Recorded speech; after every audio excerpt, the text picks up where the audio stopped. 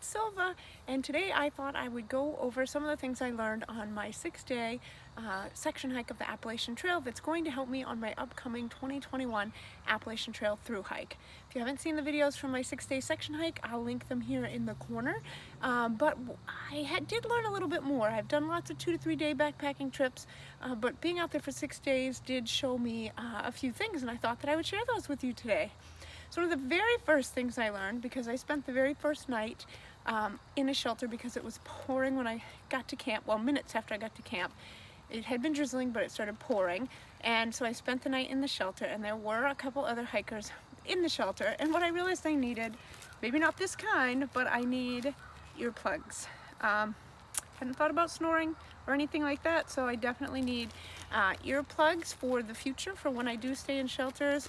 I also learned that I am more comfortable in my tent than in a shelter. I sleep much better in my tent, but that was the very first time I slept in a shelter, so who knows. But because I'm leaving at the end of February, there may be times when I want to be in the shelter, so definitely we'll be carrying some earplugs. One of the very next things I learned was I thought I really liked oatmeal a lot, but I couldn't eat it on any morning. Every morning I tried to eat oatmeal, it grossed me out. I would gag and I couldn't eat it. So I ended up eating granola and nuts for breakfast, which is fine, but I didn't bring enough granola and nuts for breakfast every day. But no matter how hard I tried, oatmeal was not going down. So that is something to keep in mind when I'm on my through hike. Why bother bringing oatmeal if you're not going to eat it? One of the other things I learned was I got a blister and I forgot to bring antibacterial ointment. I wouldn't bring anything this big, but I do think having a tiny thing of antibacterial ointment for blisters or cuts or something would be helpful, and I didn't bring it. So that's something that I will definitely have in the future. One of the other things I realized I needed while I was out on the trail is lip balm. My lips got really dry and chapped, and they were close to cracking. They didn't, but I could have definitely used lip balm out there. So I will definitely bring lip balm with me on my through hike. Also, one of the things I learned is bring more toilet paper than you think you need, because you go through fast, or faster than you think you might. And it's really not that heavy, and you might as well have enough instead of wondering what you're gonna do if you run out. More TP.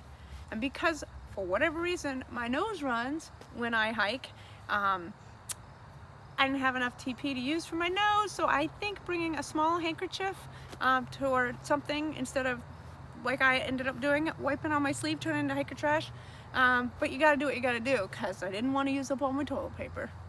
Just saying, bring more TP. And one of the last things that I wanted to talk about that I did learn, I did tell you that I was going to take, I had just bought this, the Nemo Switchback sleeping pad, and I thought that I would try this out on my hike in place of my Thermarest X Lite, because I didn't like having to blow it up each night.